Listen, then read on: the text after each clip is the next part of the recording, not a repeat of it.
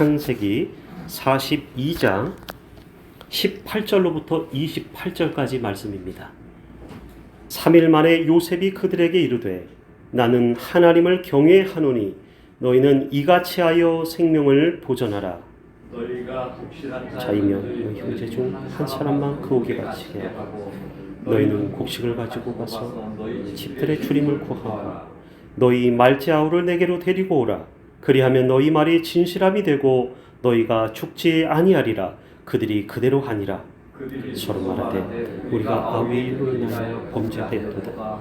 그가 우리에게 애걸할 때에 그 마음의 괴로움을 보고도 듣지 아니하였으므로 이 괴로움이 우리에게 임하도다. 르우벤이 그들에게 대답하여 가로되 내가 너희더러 그 아이에게 득죄하지 말라고 하지 아니하였느냐. 그래도 너희가 듣지 아니하였느니라. 그러므로 그의 핏값을 내게 되었도다 하니 피차간에 통변을 세웠으므로 그들은 요셉이 그 말을 알아들은 줄을 알지 못하였더라. 요셉이 그들을 떠나가서 울고 다시 돌아와서 그들과 말하다가 그들 중에서 시므온을 취하여 그들의 목전에서 결박하고 국물을 그 그릇에 채우게 하고 각인의 돈은 그 자루에 도로 넣게 하고 양식을 그들에게 주게 하니 행하였더라. 그들이 곡식을 나귀에 싣고 그곳을 떠났더니 한 사람이 객정에서 그 돈이 자루하고 같이 있습니다. 그가 그 형제에게 고하되 내 돈을 도로 넣었도다. 보라 자루 속에 있도다. 이에 그들이 혼이 나서 떨며 돌아보며 말하되 하나님이 어찌하여 우리에게 이 일을 행하셨는고 하고. 아멘. 형제들에게 임한 안전한 시험. 형제들에게 임한 안전한 시험. 제가 이 제목을 생각을 하다가 고민을 많이 했어요. 원래는 안전한 폭우, 안전한 폭우. 근데 현대인들에게 폭우란 말이 익숙치가 않습니다. 물론 이제 뭐 바닷가에 사시는 분들 같은 경우는 폭우가 항구 출입구인지를 아시겠지만도 말이에요. 그래서 형제들에게 닥친 안전한 시험, 그러니까 제 동료 목사님들과 제목에 관해서 좀 논의를 했는데요. 너무 좀 투박한 거 같은 거예요. 그래서 형제들에게 그 임한 그 시험인데 어떤 시험입니까? 안전한 시험입니다. 오늘 제목이 안전한 시험. 요셉이 자신을 팔아넘긴 형들을 만나기까지 얼마나 걸렸습니까? 20년이 걸리죠. 그 20년의 세월 동안 요셉은 숱한 마음의 번민과 고민이 있었어요. 사탄은 인간의 복수심을 자극하는 존재죠.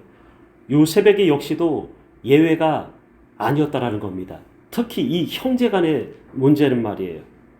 대개는 자신에게 목되게 군 사람이 있다면 우리 사람은 안갚음을 하려는 마음을 갖게 되는 게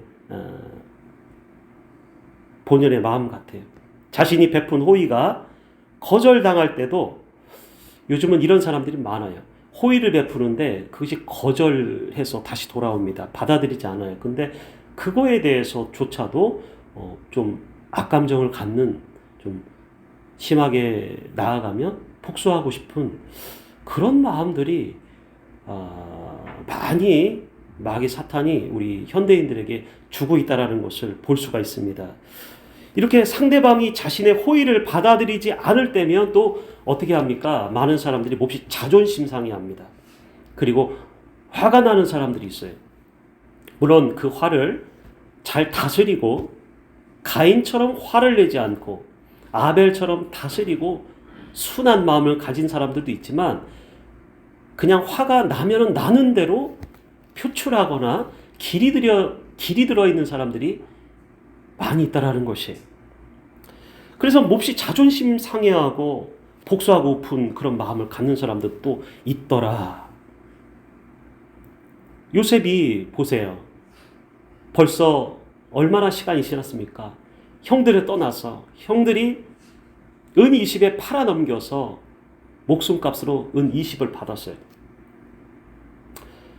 무려 장차 20년도 넘는 시간이 흘렀다라는 것이, 웬만한 사람 같았으면 형제지간이기 때문에 더욱 미운 감정이 싹틀만도 합니다.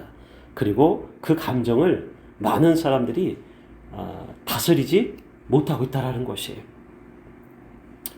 다른 사람들, 타인과의 관계에서는 안 좋은 감정도 풀려고 합니다. 그런데 이상하게도 이 사람들은, 이 사람이란 존재는 형제 간의, 가족 간의 관계에서, 또 혹은 친척 간의, 사촌 간의 관계에서는 이상하리만큼 이 안 좋은 감정이 잘 풀지를 못하더라 그거예요. 만약에 요셉 역시도 그랬었다면 요셉은 우리가 보는 이 성경 가운데서 제명되었을 수도 있었을 것이, 지금 우리가 보는 요셉이 아니었을 거라는 것이, 만일에 그것에 넘어갔더라면 하나님의 뜻대로 가지 못했을 뿐더러 애굽의 총리 자리에는 더더욱 올라갈 수 없었을 것입니다. 그리고 날마다 20여 년의 세월 동안 누군가들을 미워하면서 자기 자신을 그것은 파괴시키는 시간을 가졌다라는 거예요. 그렇게 가질 수 있었다라는 거예요. 근데 요셉은 누굽니까? 요셉은 하나님의 성경 말씀에, 하나님의 영에 감동된 사람을 이처럼 찾을 수가 있느냐라고 바로 왕이 칭찬을 했더라 그거예요. 그것은 뭡니까? 하나님의 영에, 그것은 하나님의 성령에 감동된 사람을 이와 같이 내가 어디 가서 찾을 수가 있겠냐라는 말씀이죠. 그렇기 때문에 요셉은 자신의 인생에 닥친 고난과 환난을 그대로 대면하면서 하나님이 주신 꿈과 계획과 섭리와 약속의 말씀과 바꿔야 안 바꿔요? 절대 바꾸지 않았던 사람이라는 것이에요. 이게 차이점이에요. 이게 일반 사람들과 차이점이고, 우리 믿는 신앙인들조차도 따라가야 하는 지표가 되는, 목표가 되는, 본이 되는 모습이라 그거예요. 요셉의 모습 속에서, 요셉의 내면 가운데서, 성경이 글로써 말하지 않아도 요셉의 인생을 통틀어서 그는 엄청난 시험을 받았다라는 거예요. 그것도 무려 오랜 시간 가운데. 그런데도 불구하고 그의 마음을 사단에게 굴복시키지 않았고 하나님의 영에 이끌려서 하나님의 말씀과 계명과 약속 가운데서 그걸 붙잡았다는 거예요. 인생은 사탄이 주는 것을 붙잡느냐, 하나님이 주신 말씀을 붙잡느냐에 달렸어요. 할렐루야. 그래야 믿음의 사람이 돼요. 그래야 믿음의 백성들 가운데 들어올 수 있고 천국의 열쇠를 갖게 되고, 열쇠를 우리가 하나님께로부터 받게 되고 그 길로 들어갈 수 있는 거예요. 물론 천국의 열쇠는 주님만이 가지셨죠. 주님을 따라가면 우리가 승리케 될 줄로 믿습니다. 바꾸지 않았다? 그래 하나님이 나와 함께 하시면 내가 어디를 가더라도 괜찮을 거야 라는 마음을 강하게 가졌다라는 것이, 사람들의 보기에는요 자신의 처지가 쓰잘데기 없고 초라해 보였을 것이에요. 초라해 보였다라는 거예요. 자기 자신을, 형편을, 자신의 시험당함을 부끄럽게 여길 수 있어요. 그러나 환난 중에 있는 것 같아 보이지만 하나님의 큰 계획은 사람의 뜻과 달라서 가는 길이 달라 보이는 것 뿐이야 라고 하면서 자신을 날마다, 매번 그 큰 시험들이 중간중간에 올 때마다 어떻게 해요? 하나님을 붙잡았다. 그리고 하나님 앞에 자신을 내어 맡기면서 자신의 인생을 내어 맡긴다. 이거 굉장히 중요한 것이, 대부분은 그러지 못해요. 그런데 어떻게 해요? 요셉은 자신을 쳐서 복종시켰더라. 하나님 앞에 쳐서 복종, 순종하였더라. 복종했다라는 것이죠. 근데 그럴 때도 어떻습니까? 사탄은 날마다 요셉을 찾아와서 속삭였을 것이라는 거예요. 너가 희망이 과연 있을까? 너가 지금의 형편을 봐라 라는 것이에요. 오히려 너가 이렇게 된 것은 하나님이란 그 신이라고 불리우는 그 하나님께서 너에게 주신 꿈을 형들 앞에서 너가 말하게 했기 때문에 너는 이렇게 된 것이야 라고 조롱했을 것이라는 거예요. 그렇게 아픈 곳을 날마다 잔인하게 후벼파며 하나님의 약속을 버리도록 마귀 사탄은 유도했을 것이라는 것이. 그럼에도 어떻습니까? 약속의 자녀 요셉은 혈연 단신 정말 일가친처 누구 하나 의지할 것 없는 가운데서도 혼자서 하나님이 주신 꿈과 약속을 결코 버리지 않았던 신앙인이다 그거예요. 이제 그는 풍년의 7년 예언처럼 풍년의 시간이 끝납니다. 그리고 극한 가뭄이 그 지역 일대에 아프리카까지 다 오자 가나안 땅에서부터 자신에게 꿈처럼 가나안 땅에서 어릴 때 꾸었던 꿈처럼 이제 절을 하며 곡식을 구하러 온 자신을 팔아넘긴 자신을 사지로 죽음 가운데로 내모은 그 형제들 10명의 형들을 대면하게 되더라 그거예요. 얼마나 기가 막힌 장면인지 몰라요. 육신의 소리는 그들을 잡아서 옥에 가둘 수 있었다라는 것이죠. 충분히 그만한 권세가 있었더라. 안갚음을 하고 싶은 마음은 인간의 본성이라 그거예요. 그런 마음이 저에게도 있어요. 저에게도 있어요. 그리고 우리 가운데 그런 마음을 안 갖는 사람은 없을 것 같아요. 그 속삭임들을 이겨. 그래서 그들을 당장에 옥에 가둬서 고문을 하고 어떻게 좀 괴롭힐 수 있었다라는 것이죠. 그러나 그는 하나님의 영에 감동된 사람, 성령의 사람이었기 때문에 하나님이 주신 지혜로 말미암아 그들에게 어떠한 일을 진행시킵니다. 하나님은 요셉에게 지혜를 주시고 형들에게 이를 말을 전달을 해주셨어요. 자, 어떻게 합니까? 3일 동안에 충분히 그들에게 생각할 시간을 주었더라. 자, 이 시간은 굉장히 복된 시간이에요. 축복의 시간이에요. 우리 인생 가운데서도 하나님이 이렇게 단 3일간에 혹은 일주일 혹은 한 달, 3달, 1년 하나님이 나에게 기회를 주실 때가 있어요. 그래서 극명하게도 이 안에 들어오는 사람과 그렇지 못한 사람들로 나뉘어져요. 근데 제가 인생을 살아보니까 시험이 나에게 닥친 환경이 하나님이 주신 테스트, 시험과 더불어서 기회라는 사실에 대해서 자각하지 못하고 인지하지 못하고 깨닫지 못한 사람들이 열에 8명은 되더라 그거예요. 어땠습니까? 요셉이 한 게 아니에요. 하나님께서 그의 형제들에게 그들의 과오를 떠올리고 생각하고 뉘우칠 수 있는 충분한 기회의 시간, 회개의 시간을 단 3일을 줬더라. 나는 18절에 이럽니다. 생각할 시간을 준 후에 이렇게 말하죠. 18절입니다. 나는 하나님을 경외하노니 너희는 이같이 하여 너희의 생명을 보존하라. 이게 힌트예요. 그 형제들에게 준 하나님의 힌트예요. 생명을 보존하라. 자, 오늘 안전한 시험이란 제목에 맞는 바로 첫 번째 시험입니다. 형제들에게 닥친. 형제들이 겪는 시험은 어때요? 시험은 달라요. 유혹, 템테이션이 아니라는 것이에요. 하나님이 주신 시험, 하나님이 주신 테스트라는 거예요.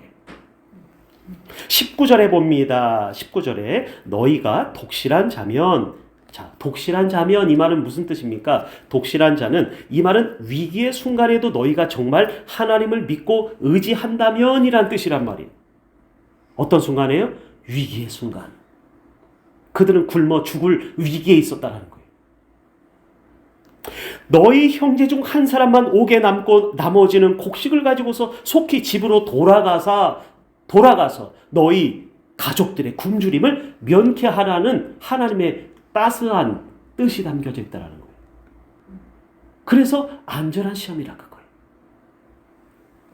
평소 우리가 잘 모르는 것이 있어요. 시험과 환난이 나에게 나쁜 것으로만 생각합니다. 하지만 하나님께서는 우리의 이 시험 당할 때 시험을 주실 때 하나님의 시험은 어떤 시험이에요? 바로 하나님의 손길 가운데서 손길로 안아주시는 시험이라 그거예요. 하나님의 자녀라면 하나님이 그냥 내버려 두시겠어요? 안 두시겠어요? 내버려 둔다라는 것은 하나님의 자녀가 아니라는 거예요. 근데 여전히 나를 사랑하시기 때문에 나에게 주님의 손길을 시험당한 자에게 피할 길을 내어주시더라. 저에게는 응답이 없어요.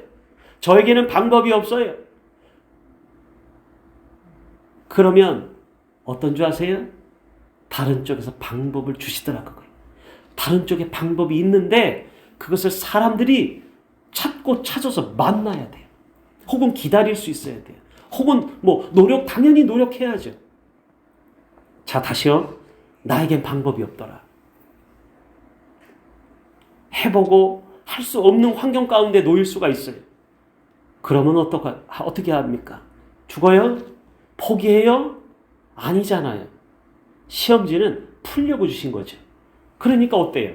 분명히 어딘가 한 군데에서 하나님이 방법이 있다라는 거예요. 살 길이 있다라는 거예요. 죽으라고 안 하셨어요. 살라고 하셨다라는 것이에요. 할렐루야. 죽으라고 하시지 않아요.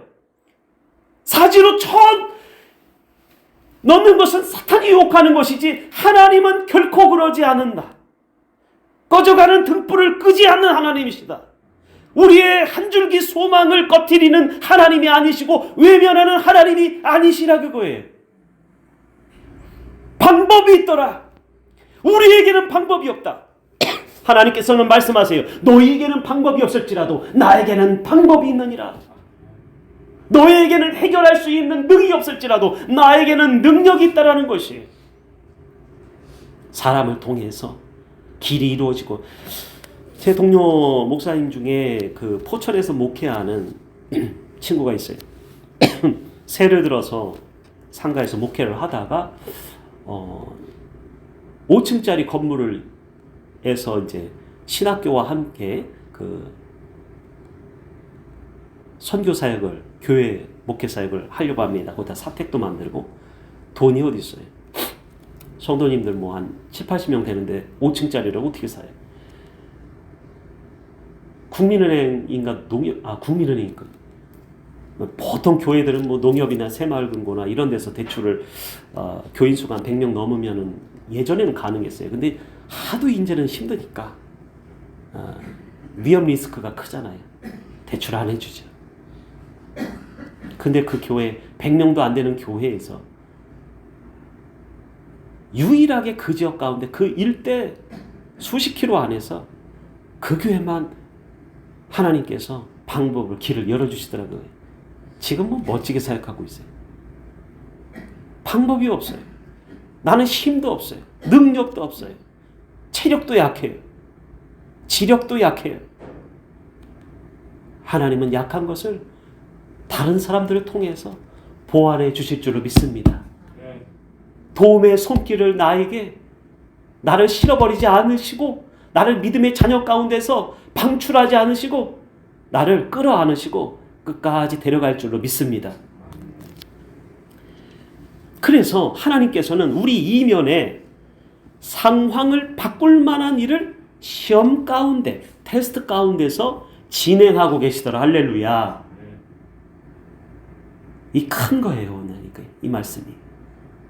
시험이 오는데 그 이면 가운데서는 상황이 닥치니까 사람들은 그 상황 속에 들어가서 허우적거려요. 안 보여요. 앞뒤가 안 보여요. 꽉꽉 막힌 것 같아요. 그런데도 불구하고 그 시간은 하나님이 작업하는 시간인 줄 믿으시기 바랍니다. 하나님이 일하시는 타임이에요. 하나님이 우리에게 큰 응답을 주실 때는요, 우리를 눕혀놓으세요. 눕혀놨다라는 무슨 뜻이에요? 손발 꼼짝 못하게 만들어버려요. 무슨 시간이라고요? 하나님의 때, 하나님의 타임, 하나님이 일하시는 시간이더라. 그리고 나서 역전합니다. 그리고 나서 내 삶이 변화하더라 그거예요. 그리고 나서 큰 응답이 오더라 그거예요. 할렐루야. 더 안 좋은 상황을 피하게 하시려고, 모면하게 하시려고 하는 섭리가 하나님께서는 있다라는 사실은 우리 인간들은 보지를 못한다 그거예요. 볼 수가 없어요. 이것은 아무리 이건 보려고 해도 볼 수가 없는 거예요. 우리는 당면된 문제만 보지 더 많은 문제들이 산재해 있었어요. 뒤에서. 그리고 막 악한 마귀가 몰고 오는 거예요. 우리 인생 가운데. 그런데 사실은 하나님은 작은 시험으로 안전하게 우리를 가두신 다음에 더 큰 풍랑들을 막아주시더라. 할렐루야. 이건 못 봐요. 이건 볼 수가 없는 거예요. 근데 하나님만 아시는 부분이에요. 내가 안 좋은 일이 생겼어요. 내가 어느 날 사고를 당했어요. 그런데 말이에요. 그게 전부가 아니에요. 하나님은 더 큰 파도, 뒤에 엄청난 쓰나미가 오는 것을 하나님이, 예수님이 한국전쟁 났을 때, 6.25 전쟁 났을 때 어느 미군 기자가 찍었어요. 서울 상공을 찍었는데 무슨 사진입니까? 선명하게 예수님이 두 팔 벌려서 이 남한 땅을 보호하고 있다는 사진입니다. 그 사진이 있어요. 선명하게 나왔어요. 예수께서. 그 전쟁 가운데 예수님이 친히 몸짓고 피 흘리사 그분이 막아주시는 거예요. 내가 다 사는 게 아니에요. 내 능력으로, 내 머리로 사는 게 아니더라고요. 형제들은요, 어땠습니까? 여기 10명의 형제들이 있어요. 10명이 모였으니까 얼마나 지혜를 더할 수가 있어요. 그럼에도 불구하고 이 상황을 전혀 예상하는 사람이 한 명도 없었다라는 거예요. 그저 시험으로, 고난으로, 환난으로만 자신에게 지금 이 위기를 당면된 것을 그렇게 시험으로 여겼다라는 것이죠. 그런데 가만 보십시오. 오히려 곡식을 살아온 사이에 그 시간에 자신의 가족들과 어린 자녀들이 충분히 굶어 죽을 수 있는 시간이에요. 완전히 먹을 것이 떨어졌기 때문에 아버지 야곱이 그들을 정말 등 떠밀어서 보냈다라는 것이에요. 그래서 애굽에 온 목적은 하나님께서 요셉을 통해서 얼른 가라 그거예요. 얼른. 빨리 늦지 않게. 너희 어린 자녀들이 있지 않느냐? 부모, 나이 많은 아버지가 있지 않느냐? 라고 하면서 어머니들이 있지 않느냐? 그들의 어머니가 여러 명이었죠. 그죠? 각각의 형제들의 빨리 가라. 그래서 애굽에 온 목적을 이루게 하면서 하나님은 의도적으로 시험은 그들에게 허락하시더라. 시험이 떠나가야 안 떠나가요? 있더라. 어디 가운데? 인생들 가운데. 형제들 가운데 시험 여전히 있어요. 자, 그 시험 문제는 이것입니다. 너희의 말제아우를 내 앞에 데리고 오라. 강경합니다. 요셉은 앞전에 그들이 하는 호소를 충분히 들었어요. 왜 베냐민을 못 데리고 왔는가? 왜 말제아우를 못 데리고 왔는가?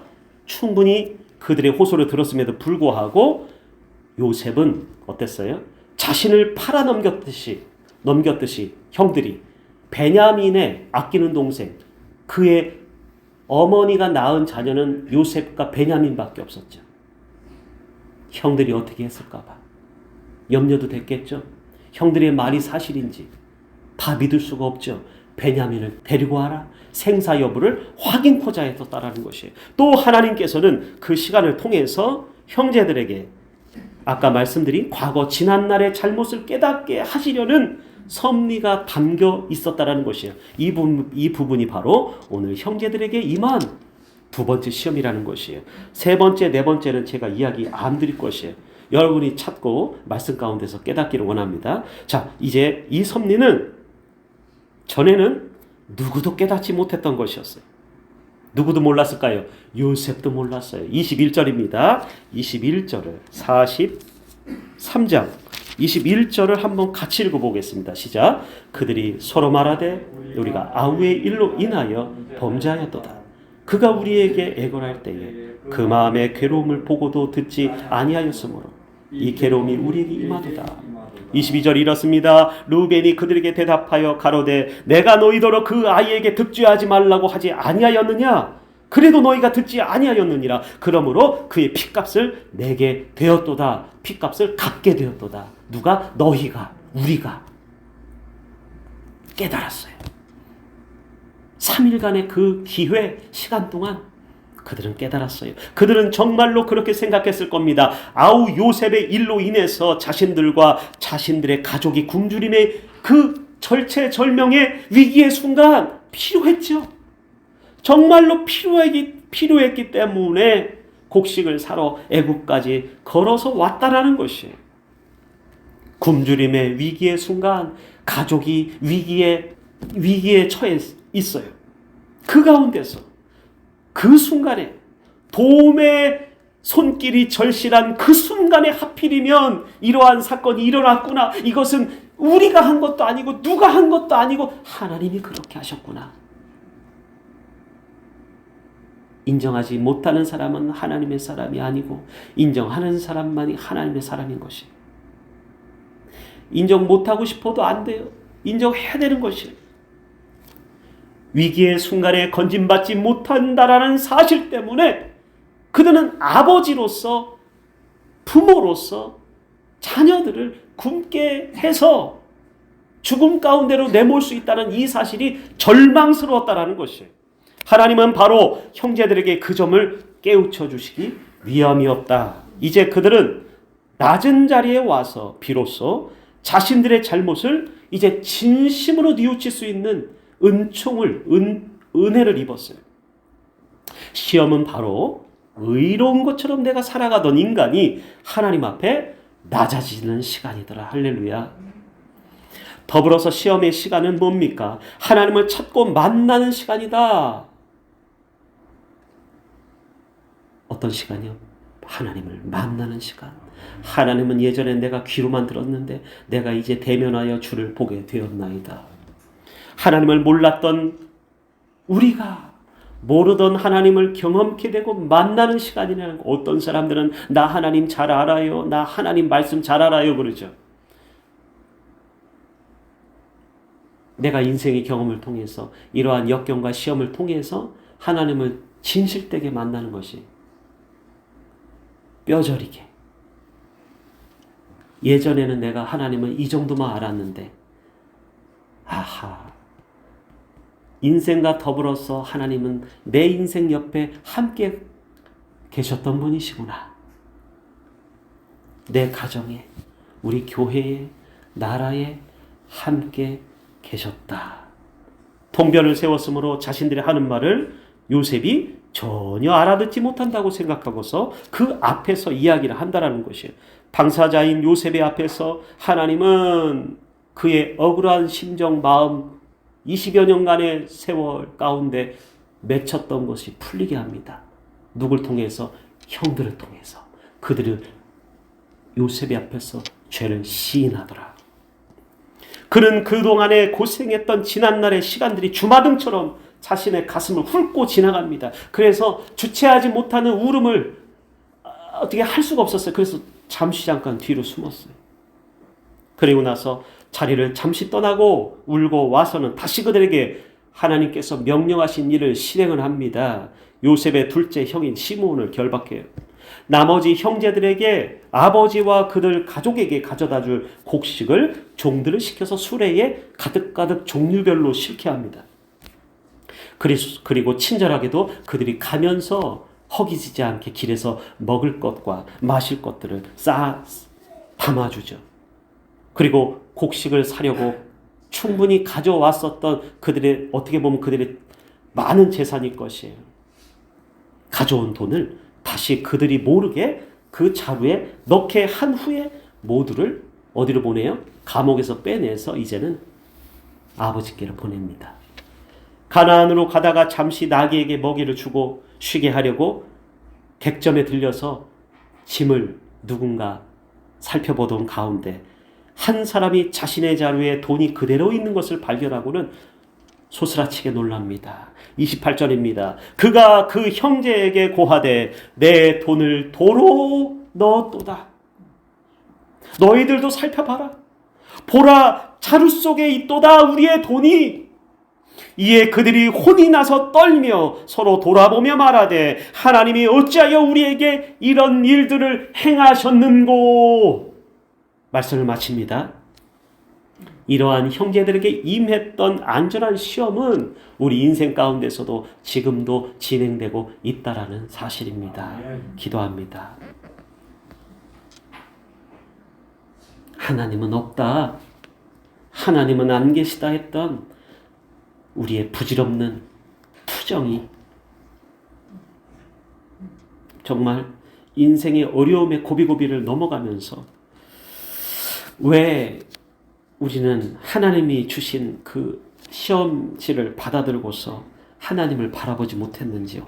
우리가 어려울 때, 답이 없을 때, 보이지 않을 때 왜 하나님이 주신 힌트, 그 정답을 향해서 구하지 못했는지요? 이제는 앞으로 이 형제들에게 임한 안전한 시험처럼 우리 인생에도 여전히 있을 테지만 이 시험 하나님과 더불어서 풀어갈 수 있는 은혜 나려 주시옵소서. 용기 주시기 원하옵고 믿음 주시기 원하옵고 해안을 주실 줄을 믿사오며 살아계신 예수님 이름으로 감사하며 기도합니다. 아멘.